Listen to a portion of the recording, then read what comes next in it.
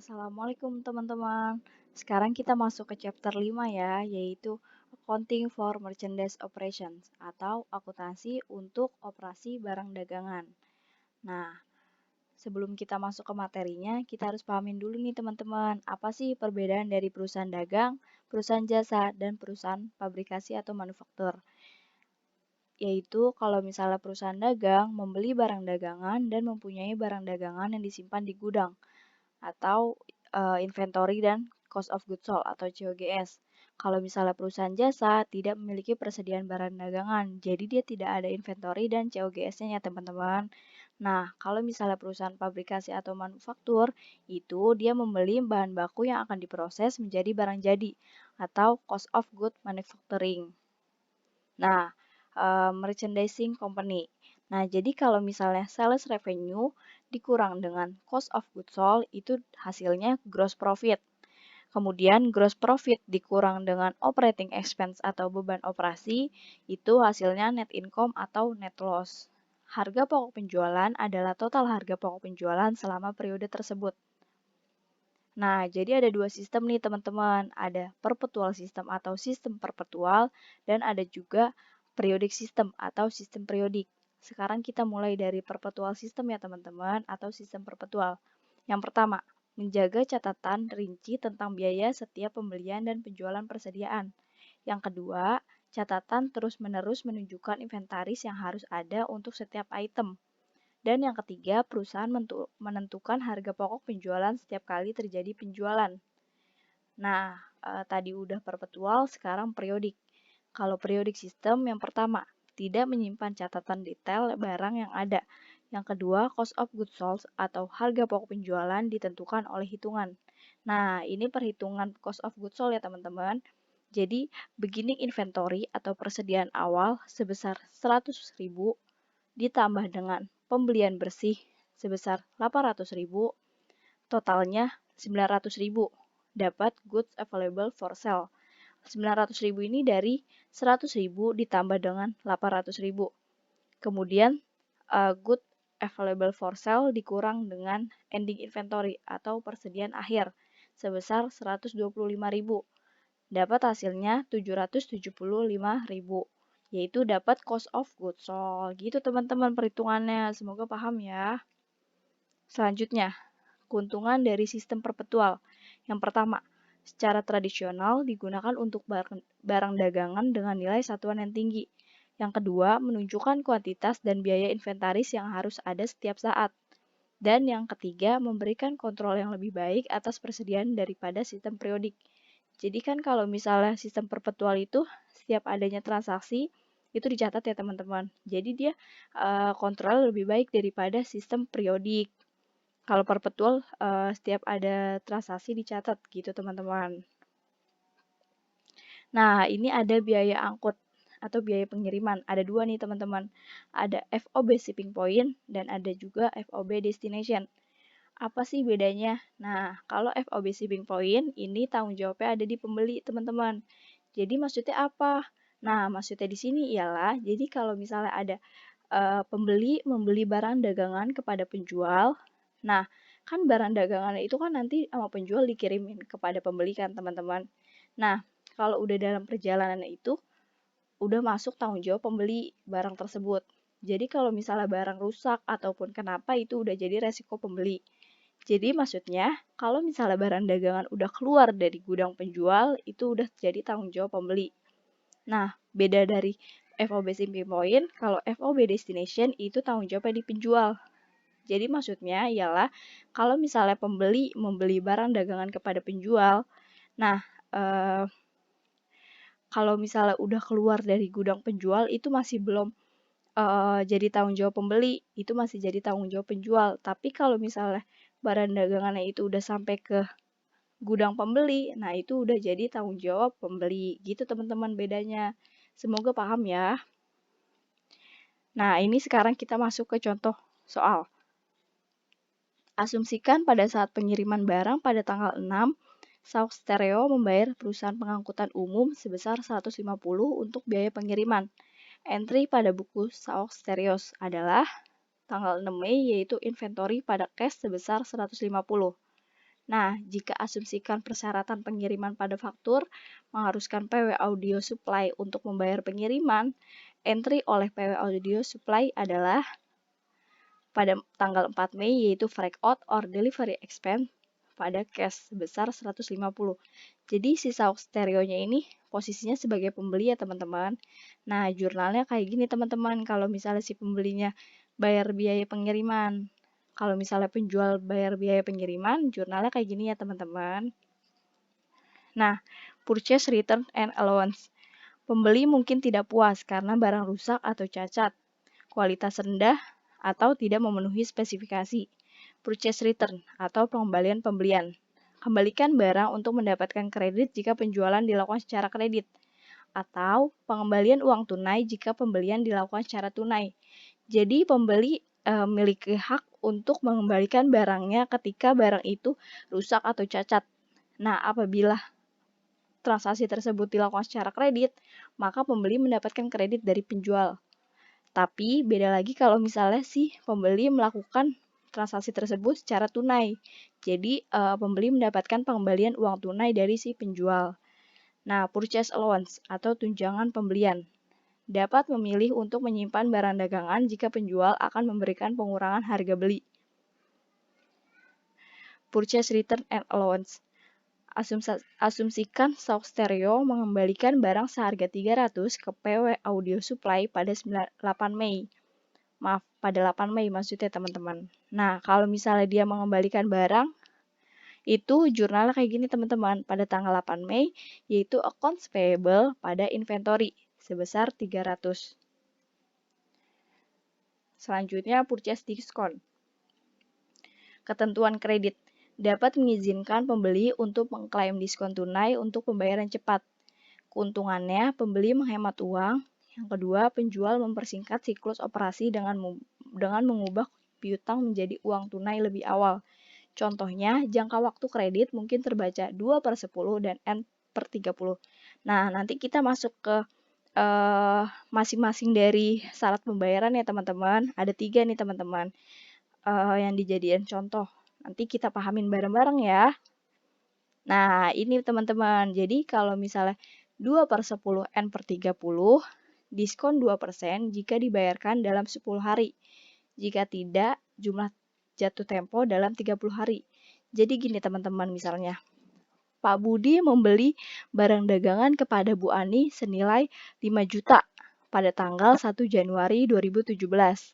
Nah, berarti kalau misalnya si Pak Budinya dapat diskon, dia harus itu secara kredit ya teman-teman, dengan syarat pembayaran 2/10 N/30. Jadi biar Pak Budinya ini dapat diskon, dia harus bayar utangnya dia itu sebelum tanggal berapa? Sebelum tanggal 11 kan teman-teman. Karena jika dibayarkan dalam waktu 10 hari atau kurang, itu dia dapat diskon teman-teman si Pak Budinya. Berarti sebelum tanggal 11 Januari 2017, Pak Budi harus sudah bayar nih teman-teman biar dapat diskon 2% dikali 5 juta. Nah, tapi kalau misalnya lebih dari 11 hari, maka dia udah nggak dapat diskon teman-teman. Nah, jumlah jatuh tempohnya 30 hari teman-teman. Berarti Pak Budi harus melunasi utangnya sebelum tanggal 31 Januari 2017 gitu teman-teman. Semoga yang contoh ini paham ya. Selanjutnya, 1/10 EOM. Diskon 1% jika dibayarkan dalam waktu 10 hari atau kurang dari tanggal pembelian. Dan jatuh tempo pembayaran harus dilakukan pada akhir bulan yang sama dengan pembelian pertama.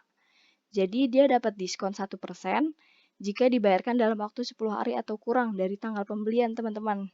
Kayak tadi. Berarti kalau kurang dari 11 Januari itu Pak Budinya dapat diskon. Nah, buat jatuh temponya berarti di akhir bulan yang sama, berarti di tanggal 31 Januari 2017. Semoga paham ya yang ini. Dan selanjutnya, yang N/10 EOM. Nah, maksudnya ialah pembayaran harus dilunasi paling lambat 10 hari setelah akhir bulan dan tanpa potongan harga. Misalnya, tadi kan transaksinya tanggal 1 Januari 2017 kan teman-teman. Berarti Pak Budi harus ngelunasin utang itu sebelum tanggal 11 Januari. Nah, kalau misalnya Pak Budi udah ngelunasin utangnya sebelum tanggal 11 Januari, berarti kewajibannya dia udah nih, udah terpenuhi dan tapi dia tetap nggak dapat diskon teman-teman karena dia syaratnya N/10 EOM. Nah, untuk jatuh temponya setelah akhir bulan berarti di bulan berikutnya yaitu 1 Februari gitu teman-teman.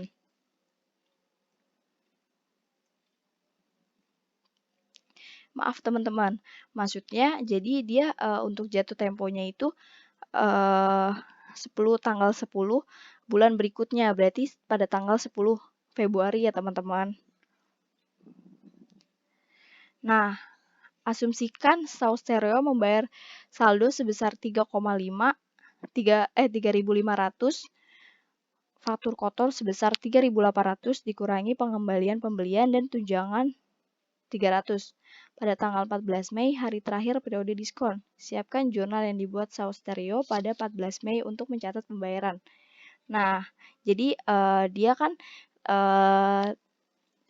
pada tanggal 14 Mei. Nah, 14 Mei-nya ini hari terakhir diskon, periode diskon. Berarti dia tetap dapat diskon kan, teman-teman? Berarti yang tadinya kan 3.800 dikurangi dengan pengembalian pembelian dan tunjangan. Itu maksudnya purchase return and allowance ya, teman-teman. Berarti 3.800 dikurang sama 300 hasilnya 3.500. Ini masuk utang nih, teman-teman. Karena dia belinya secara kredit. Berarti accounts payable-nya nambah. Dia bayar teman-teman, maaf.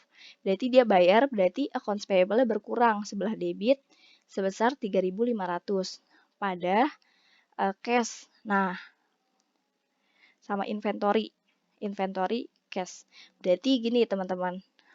3.430-nya ini dapat dari, karena dia dapat diskon, berarti 3.500 dikali dengan 2%.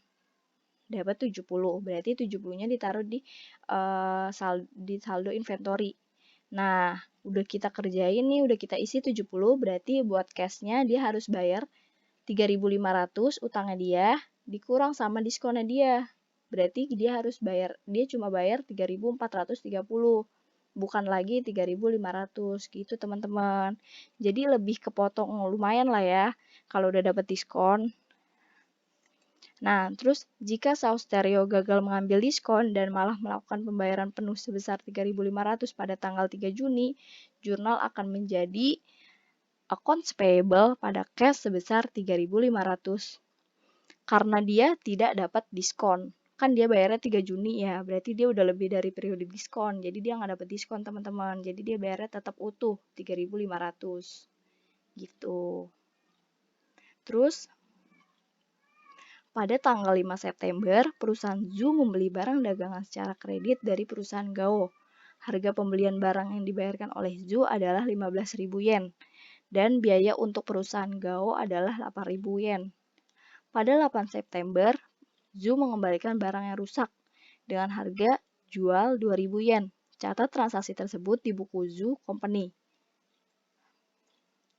Nah, berarti kalau misalnya di tanggal 5 September, ini kan dia membeli barang dagangan secara kredit ya teman-teman. Berarti inventory pada accounts payable sebesar 15.000. Kemudian pada tanggal 8 September, Zoo-nya ini mengembalikan barang yang rusak nih teman-teman dengan harga jual 2.000. Berarti accounts payable pada inventory 2.000. Jadi tinggal dibalik gitu teman-teman karena dia kan dibalik pengembalian ya, return. Gitu. Nah, ini untuk menjurnal penjualan ya teman-teman. Jadi kalau misalnya penjualan itu ada cost of goods sold pada inventory-nya. Ada biayanya gitu teman-teman. Jadi yang pertama ini ada account receivable pada sales revenue, ini selling price. Nah, yang kedua cost of goods sold pada inventory, ini cost biaya. Gitu teman-teman.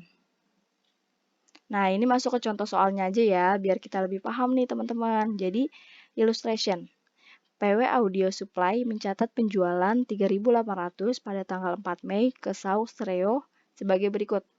Asumsikan harga barang dagangan PW Audio Supply sebesar 2.400.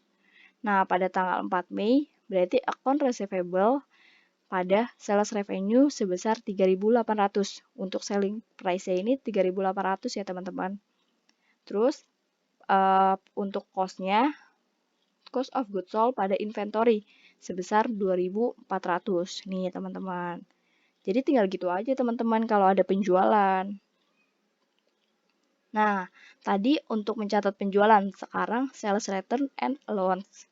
Siapkan entry yang akan dibuat oleh PW Audio Supply untuk mencatat kredit untuk barang-barang yang dikembalikan dengan harga jual 300. Anggap biayanya itu 140. Asumsikan barang tidak rusak. Berarti hanya pengembalian, tapi barangnya itu nggak rusak teman-teman, jadi dikembalikan aja. Nah, ini jurnalnya itu sales return and allowance pada core receivable sebesar 300 dan biayanya itu inventory pada cost of goods sold sebesar 140. Tadi kan di penjualannya itu kan untuk biaya itu kan cost of goods sold pada inventory kan teman-teman. Karena dia pengembalian, berarti dibalik teman-teman jurnalnya. Inventory pada cost of goods sold. Nah, sama juga sama yang atas ini teman-teman. Tadi kan kita kan yang di penjualan itu kan account receivable pada sales. Nah, karena ini pengembalian berarti kita ganti akunnya jadi sales return and allowance pada account receivable. Itu teman-teman. Nah, ini sama ya teman-teman. Cuma beda di biayanya aja. Tinggal diganti 50. Nah, sales diskon atau diskon penjualan ditawarkan kepada pelanggan untuk mempromosikan pembayaran segera saldo jatuh tempo. Contra revenue account debit to sales revenue. Jadi, contra revenue account maksudnya ialah kontra dari akun pendapatan nih teman-teman. Kan kalau misalnya akun pendapatan itu kan saldo normalnya kredit ya kan teman-teman. Nah, kalau misalnya sales diskon karena dia kontra berlawanan berarti dia saldo normalnya debit. Gitu teman-teman. Nah, misalnya nih, ada sales revenue sebesar 3.800, ada sales return and allowance 300, sales diskon 70. Berarti gimana nih teman-teman? Berarti 3.800 dikurang sama sales return and allowance yaitu 300, jadi 3.500 dikurang sama diskonnya dia 70. Dapat net sales yaitu 3.430. Nah, asumsikan Saus Stereo membayar saldo sebesar 3.500, harga faktur kotor sebesar 3.800 dikurangi pengembalian, maaf teman-teman, maksudnya pengembalian, pembelian, dan tunjangan sebesar 300. Pada tanggal 14 Mei, hari terakhir periode diskon. Siapkan jurnal yang dibuat oleh PW Audio Supply untuk mencatat tanda terima pada 14 Mei. Nah, tadi kan contoh yang tadi untuk pembelian ya teman-teman. Hampir sama nih teman-teman. Kalau misalnya ngelihat yang tadi. Cuma kalau ini kan penjualan. Jadi, kalau penjualan cash kita bertambah dong teman-teman. Nah, piutang kita berkurang karena orang udah bayar utangnya dia. Berarti account receivable-nya berapa teman-teman? 3.500. Dari 3.800 dikurang sama 300. Jadi 3.500. Nah, untuk sales diskon, ini maksudnya sales diskon ya teman-teman, maaf. Sales diskon itu dari 3.800 dikurang 300 dikali 2%. Maksudnya jadi gampangnya gini teman-teman. Dari akun receivable dikali 2%. Karena dia kan masih masuk ke periode diskon ya teman-teman. 2% dikali 3.500, hasilnya 70. Nah, berarti karena orang lainnya itu dia dapat diskon, berarti yang kita terima nggak penuh 3.500 teman-teman. Kita dapatnya 3.430. Jadi 3.500 dikurang sama 70. 3.430 gitu teman-teman. Nah, ini sales transaction. Pada tanggal 5 September, perusahaan Zoom membeli barang dagangan secara kredit dari perusahaan Gao. Harga jual barang tersebut adalah 15.000 dan biaya yang harus dikeluarkan oleh Gao Company adalah 8.000. Berarti kita lanjut dulu ya teman-teman soalnya. Pada 8 September, Zoom mengembalikan barang cacat dengan harga jual 2.000 dan nilai wajar 300.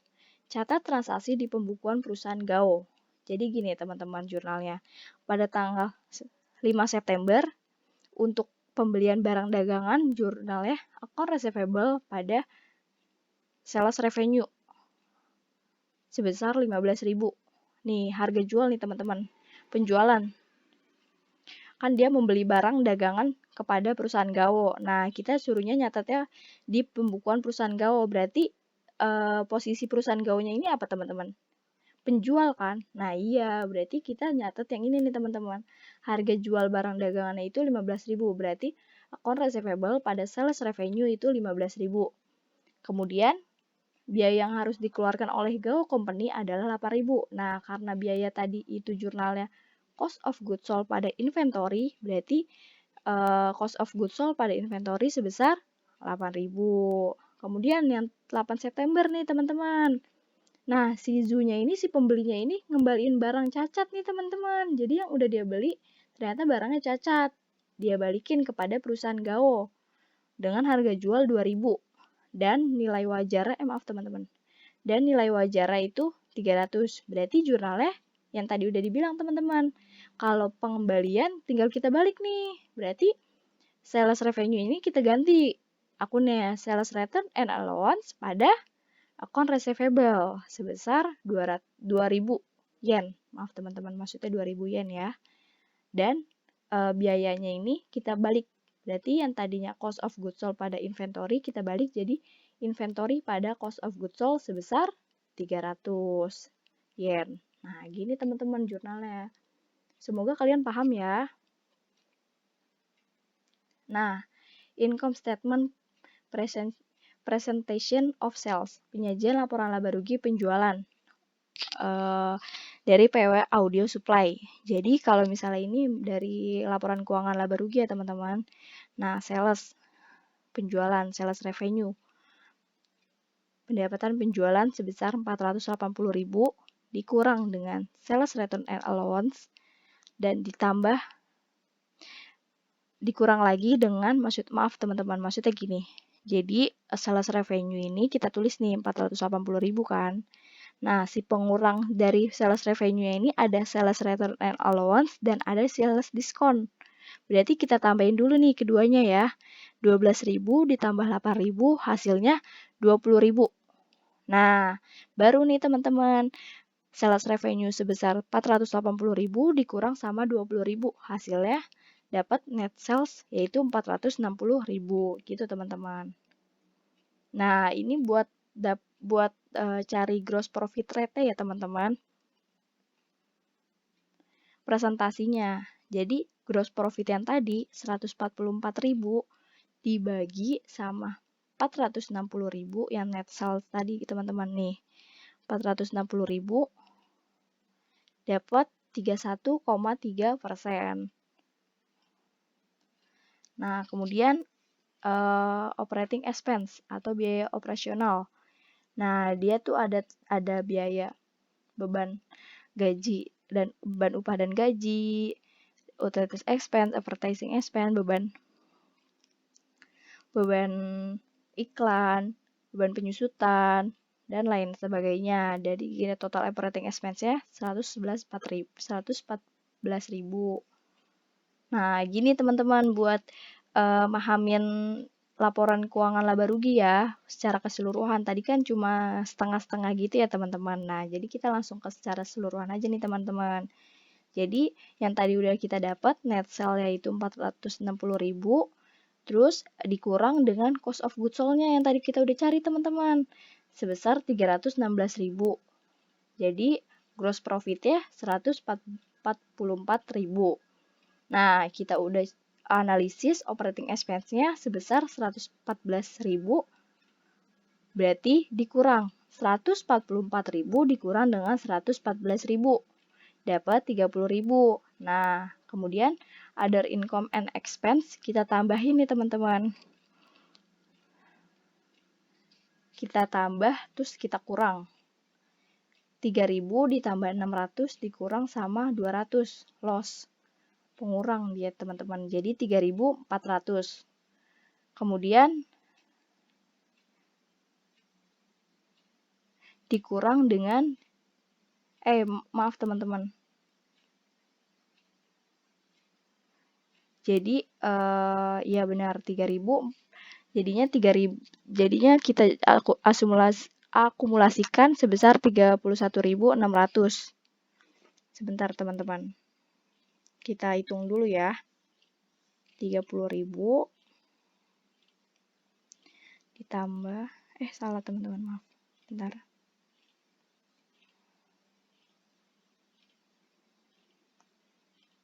Nah, benar teman-teman. Berarti 30.000 ditambah 3.400 dikurang 1.800. Dapat 31.600. Gitu teman-teman. Nah, ini untuk worksheet ya teman-teman. Neraca lajur. Nanti ada bab tersendiri untuk membahas lebih detail dari worksheet dan laporan keuangan yang tadi teman-teman. Tadi cuma untuk introduction aja teman-teman, introduction. Maaf teman-teman, kelibet. Untuk awalan aja ya. Nah, sekarang kita masuk nih ke periodic inventory system. Sistem persediaan periodik. Menentukan harga pokok penjualan atau COGS dalam sistem persediaan berkala, yaitu yang pertama, tidak ada akun berjalan dari perubahan inventaris, yang kedua, persediaan akhir ditentukan oleh hitungan fisik, dan yang ketiga, harga pokok penjualan atau cost of goods sold tidak ditentukan sampai akhir periode. Nah, ini ya teman-teman. Yang sama kayak tadi teman-teman, cuma ini versi agak ada biaya angkutnya juga.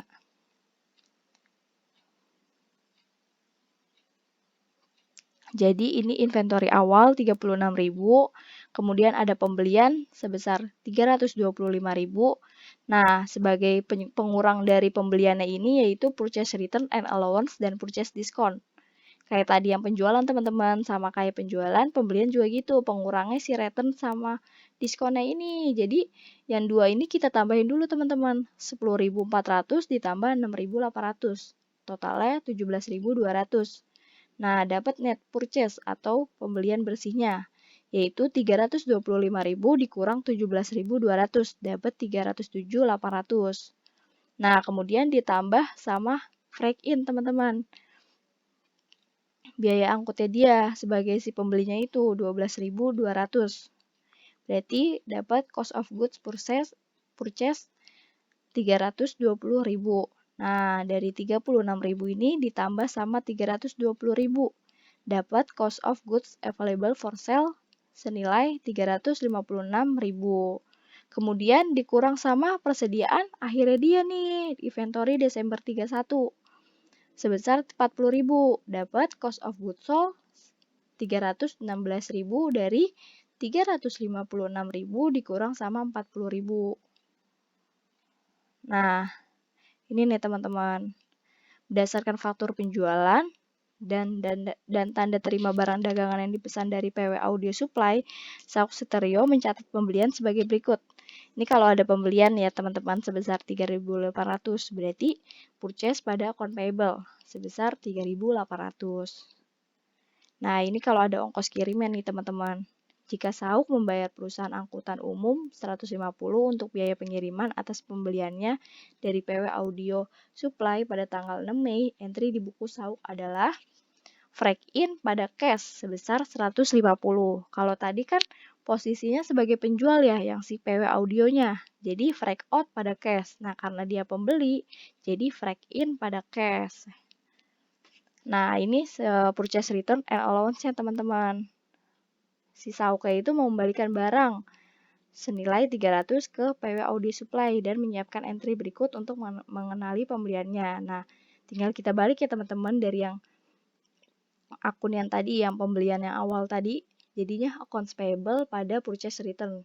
Kita ganti nih, yang tadinya purchase kita ganti sama purchase return and allowance sebesar 300. Nah, ini nih untuk mencatat penjualan merchandise senilai 3.800 ke Sauk Stereo pada tanggal 4 Mei, faktur penjualan. Jadi account receivable pada sales revenue. Tidak ada entry yang dicatat untuk harga pokok penjualan atau cost of goods sold pada saat penjualan dalam sistem periodik. Kan kalau tadi itu ada biaya pada saat penjualan itu karena dia sistemnya perpetual teman-teman. Tapi kalau ini periodik ya teman-teman. Nanti dijelasin di akhir perbedaannya ya dalam bentuk gambar. Nah, untuk mencatat pengembalian barang yang diterima dari Saung Stereo pada 8 Mei, PW Audio Supply mencatat pengembalian penjualan sebesar 300.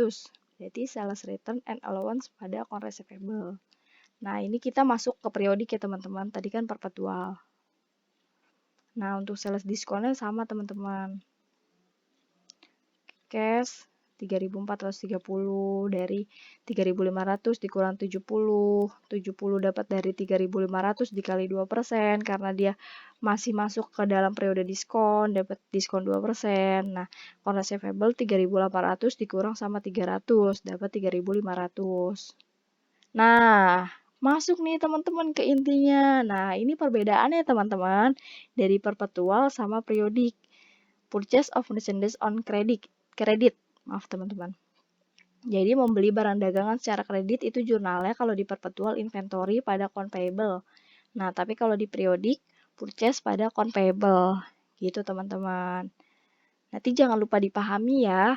Kalau misalnya kita udah paham nih teman-teman antara perbedaan dari perpetual dan periodik, nanti gampang teman-teman buat ngerjain soalnya. Sering-sering latihan soal ya. Nah, ini untuk closing journal atau jurnal penutup.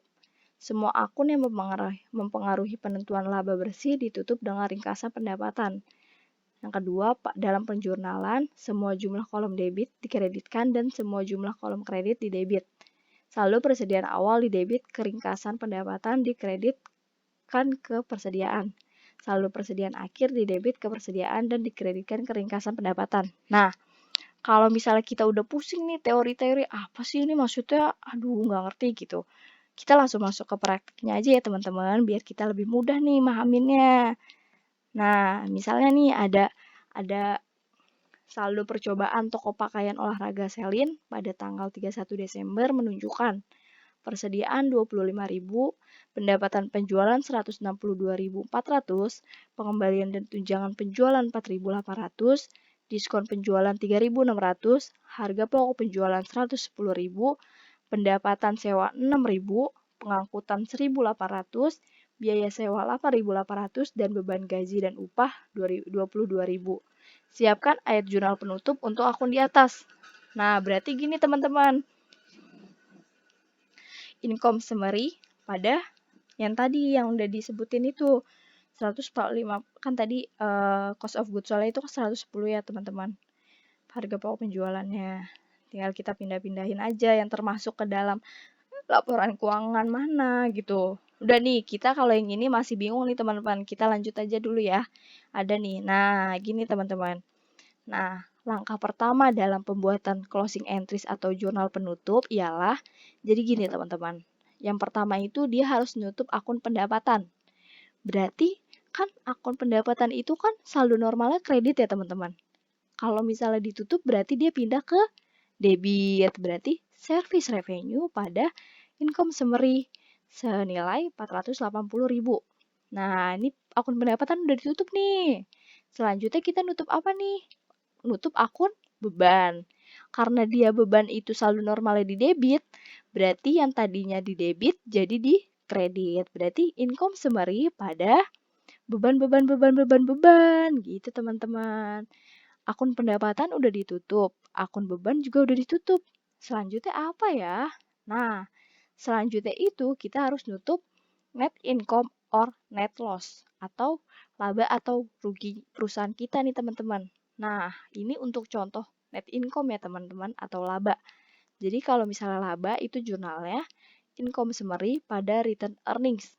Tapi kalau misalnya rugi, kita balik aja teman-teman. Berarti return earnings pada income summary gitu teman-teman.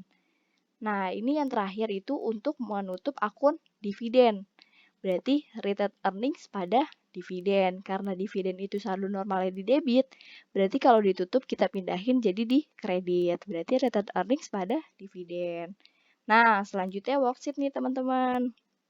Worksheet itu kita tinggal pindahin aja teman-teman dari yang trial balance, neraca saldo kita, adjustment atau penyesuaian, adjusted trial balance atau penyesuaian dari neraca saldo, income statement atau laporan keuangan laba rugi, dan statement of financial position atau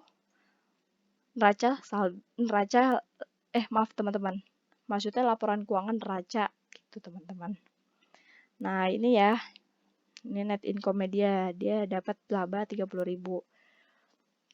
Semoga paham ya teman-teman. Selamat belajar. Kurang lebihnya mohon maaf. Wassalamualaikum warahmatullahi wabarakatuh.